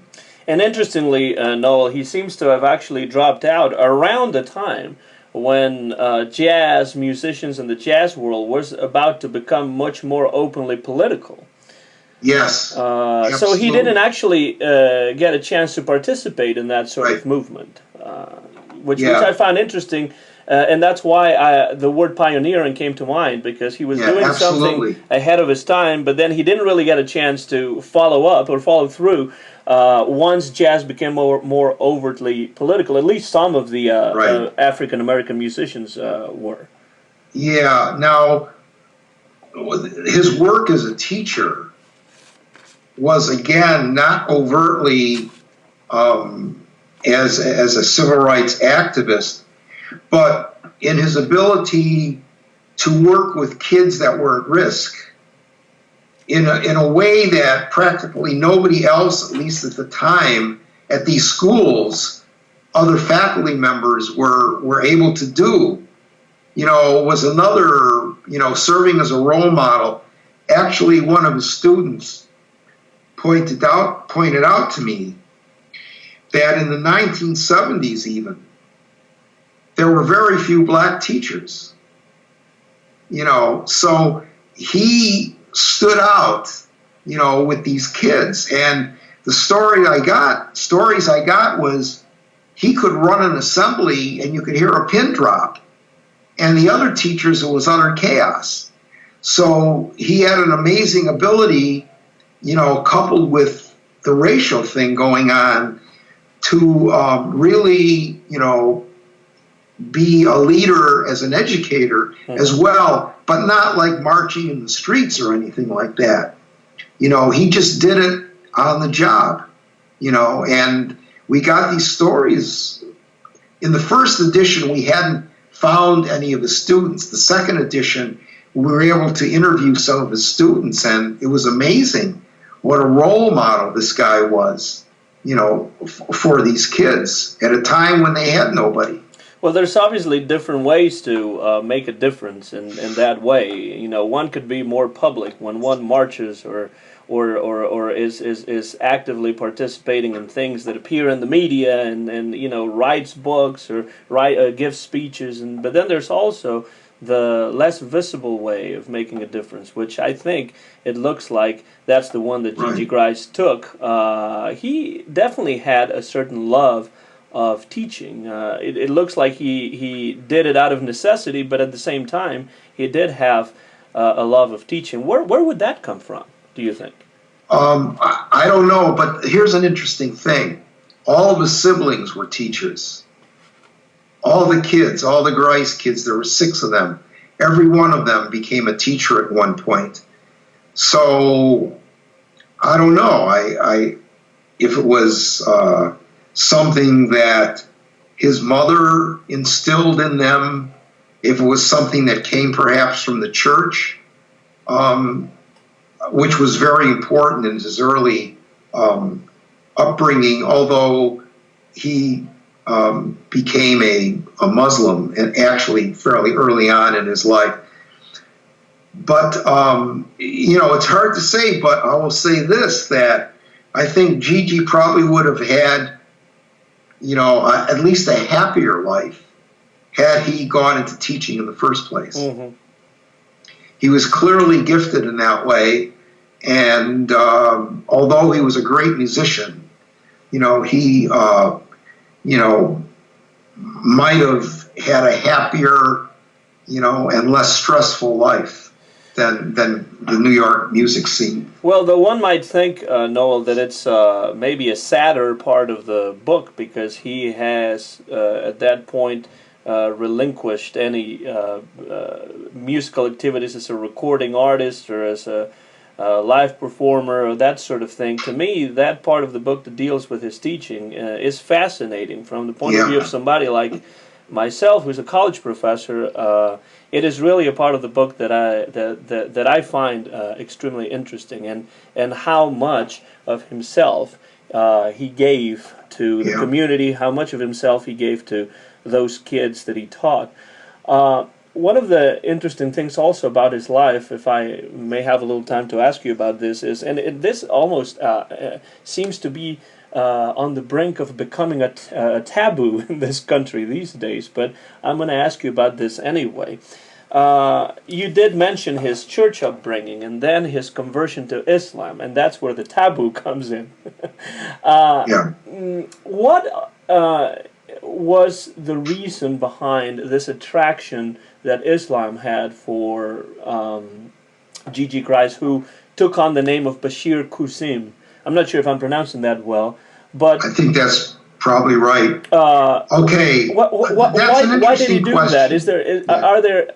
Did you find in the course of your research any reasons behind this conversion, or was it just something that is still, let's say, a dark point in his life where we don't know exactly why?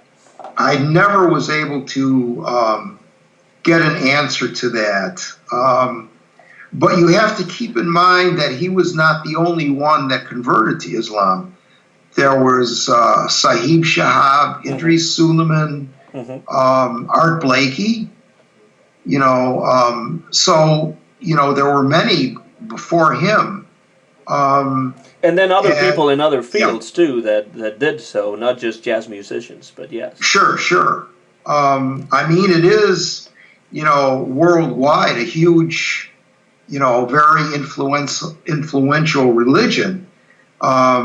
Maybe it was the exoticism. I just don't know. I never really got a good answer to that. That would have been a question I would have liked to ask him. But the sisters and brother didn't really have an answer to that. It was just something he did, and then they found out about it. So it's hard to say. Now, he does have a public school named after himself. Yes. The interesting thing is that very few people, if any, during all the years, you have to remember that he was a teacher for twice as long as he was a musician. And very few, if any, people knew that he was Gigi Gryce when he was teaching. The only ones that knew were he had a couple of musicians come and assist him with the students. One was that piano player that had played with Louis Armstrong, and there were a couple others who knew who Gigi Gryce was.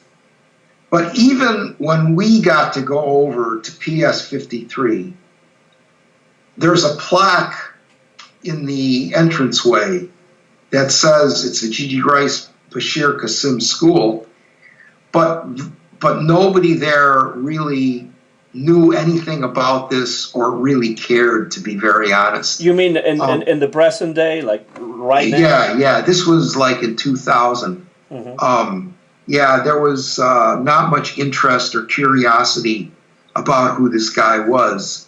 Although after the book came out, I think there was some more.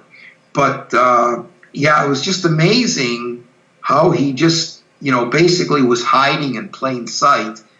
Not even under it was under another identity, but basically just his Muslim name, not really an alias. So, it's really an amazing story. But, the school was renamed after he died in 1983. And, they discovered who he was. And, it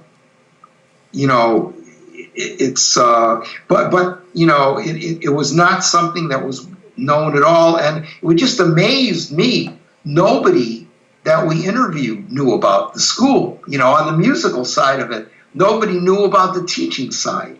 I mean, this was a stark break that he made in his life, where he really cut those musical years off from the teaching years. So the change in name might have helped, but there's also an attitude that he had, right, possibly, of not talking about his past as a recording artist. Right, absolutely. It was really amazing to me. I would really have loved to meet this guy. I don't know how forthcoming he would have been, but I've, tried to create how I think he was, soft-spoken. Although I've heard him on, there's this Uptown single CD that came out about 2008 that we wrote the liner notes for. Mm-hmm. That has live Gigi, and you can hear him introducing, tunes at Birdland.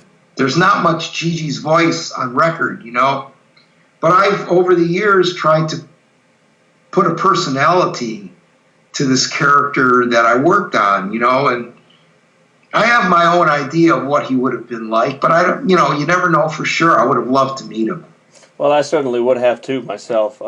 He really, after reading the book, he emerges as a very interesting personality, a man that really would have been worth taking the time to know in person if, and only if, we'd had that chance. We're right. discussing the music and the life of Gigi Gryce with Noal Cohen, who has co-written a book about him, Rad Race Blues, the musical life of Gigi Gryce, also authored by Michael Fitzgerald and published by Current Research in Jazz out in Maryland. Really recommendable book, and this is a new episode of the Jazz Flashes podcast, and we're getting closer now to winding it down a little bit. I'm sure you have other things to do, but it really is a very interesting conversation for me. Getting the chance to actually, after a couple of years of being in touch with you over Facebook and email, getting a chance to chat with you is really a treat for me. The first album, Noel, that I ever heard by Gigi Gryce was the one he did with Art Farmer, When Farmer Met Gryce, or right. Is that the name of it? That's the 12-inch. That's the 12-inch. Yes, I have it somewhere around here. When Farmer Met Gryce, and that's from. That's basically a reissue of two 10-inch LPs. One was done in 1954, and one in 1955.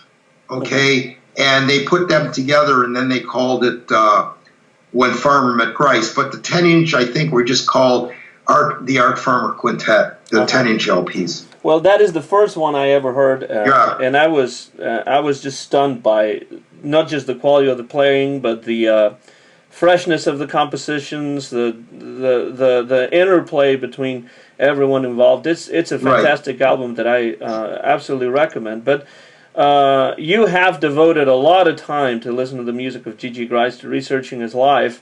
What kind of recordings would you recommend our listeners out there to get?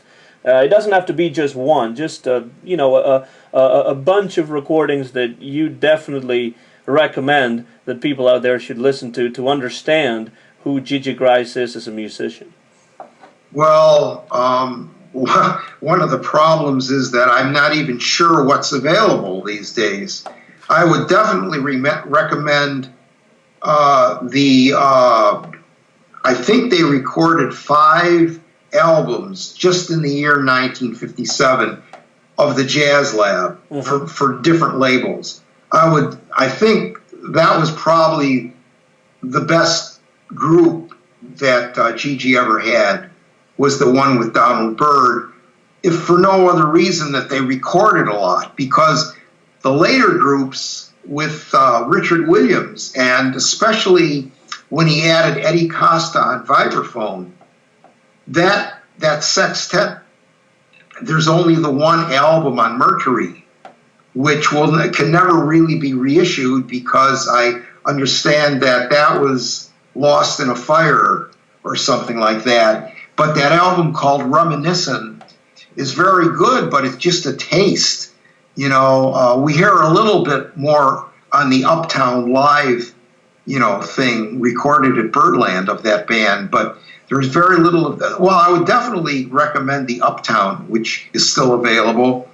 But any of those Jazz Lab, there was, one would be available from Fantasy. The one on Riverside, I guess, would be available from Fantasy. The 2 Columbias, I'm not even sure if those are still available. They came out on collectibles together with 1 track missing.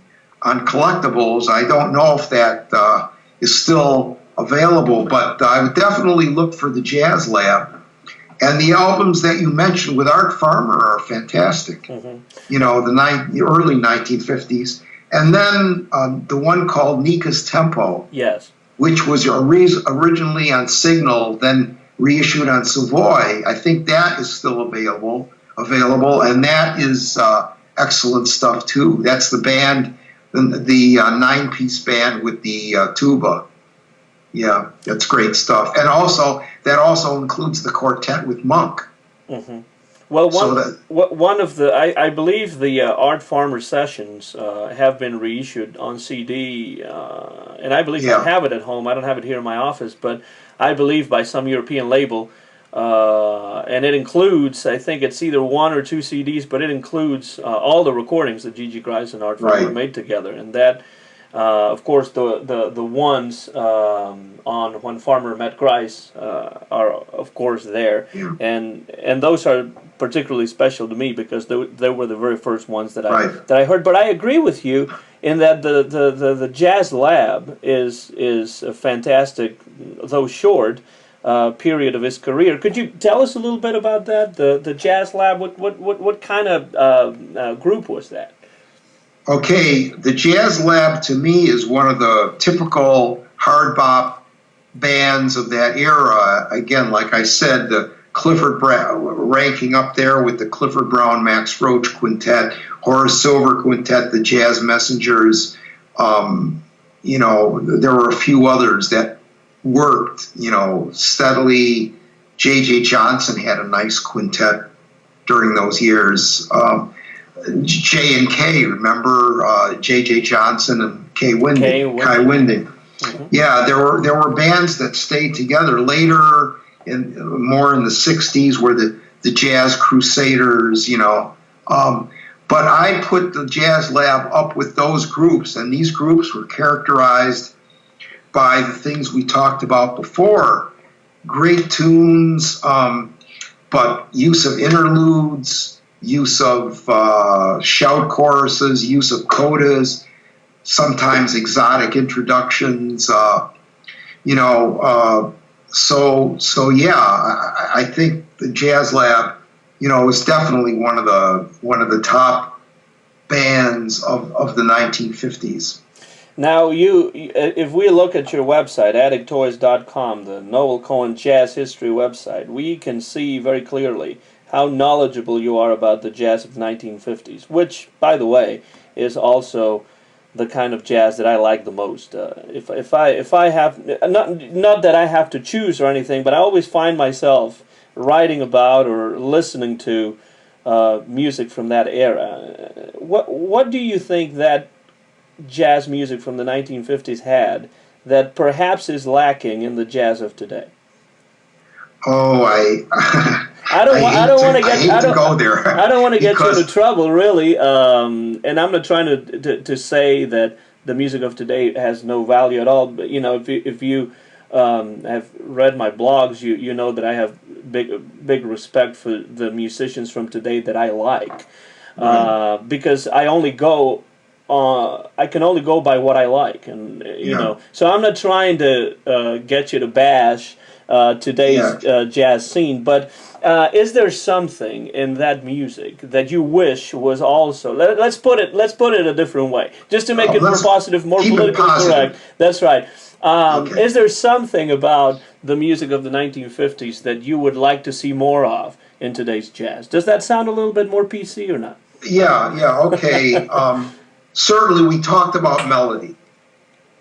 You know, melody is so important, not just for the musicians, but also for the audience.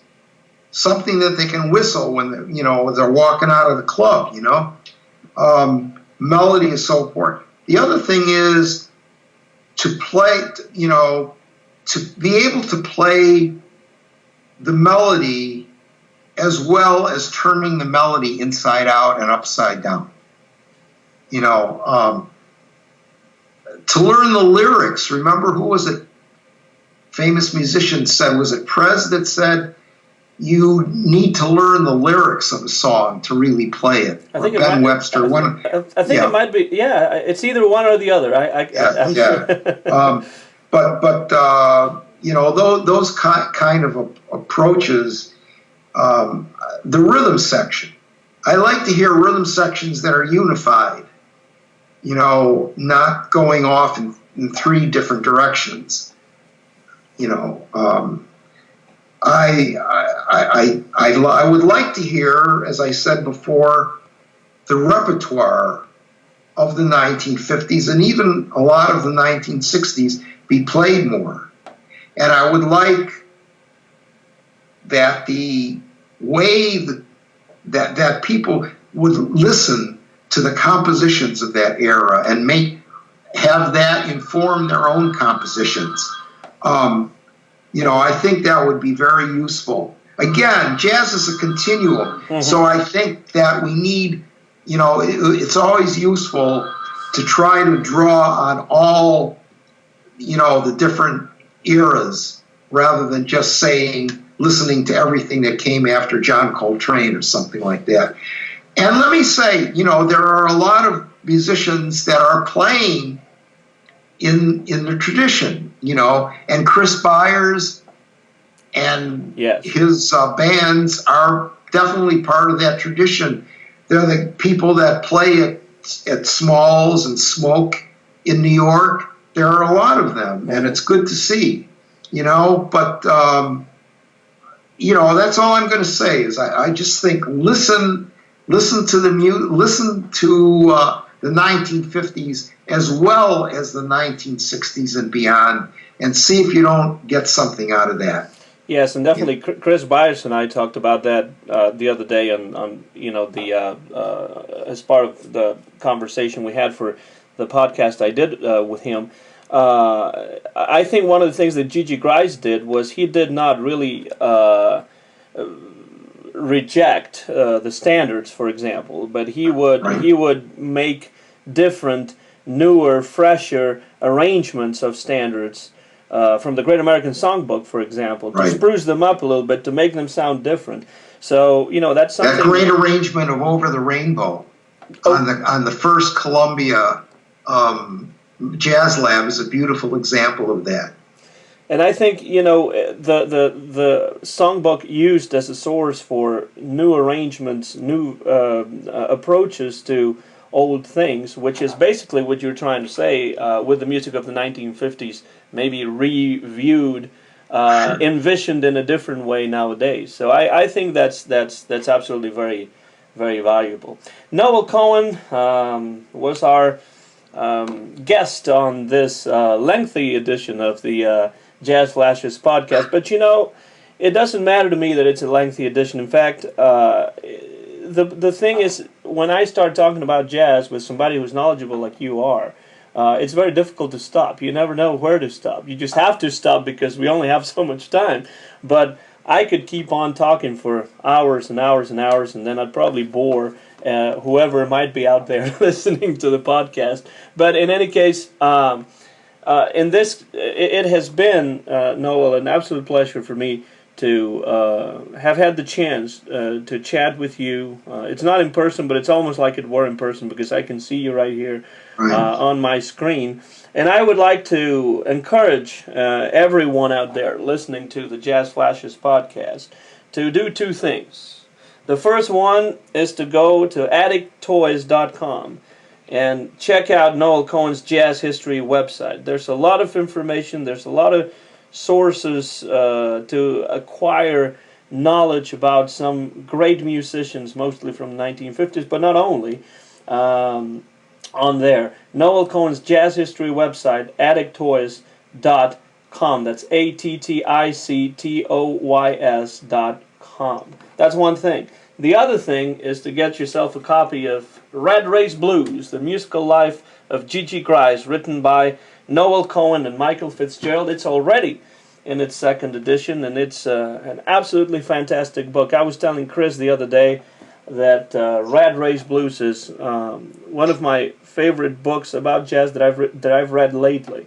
And I read, as much as I can find at the library in my university, or I buy a lot of books about jazz, and that's basically what I read for fun, what I read as a hobby. Now I read Spanish and British literature from the 16th and 17th century for work. That's what I do my research on mostly. But when it comes to reading about jazz, this is a book that it's absolutely recommendable. A fascinating story, like you said, and one that we can learn a lot from. Rad Race Blues, the musical life of Gigi Gryce.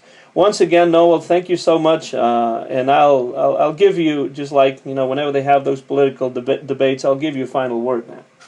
Just all I can say is just thank you so much for having me and for your kind words and support and appreciation of what I try to do. It's invaluable. I've thoroughly enjoyed these 2 hours, and hope to see you again sometime. Well, so do I, and this has been a new edition of the Jazz Flashes podcast. It will be available on iTunes, on YouTube, and also in the Jazz Flashes blog that you can read at jazzflashes.blogspot.com. Thank you very much. We're signing off now. Thank you, Noel. See you anytime you want.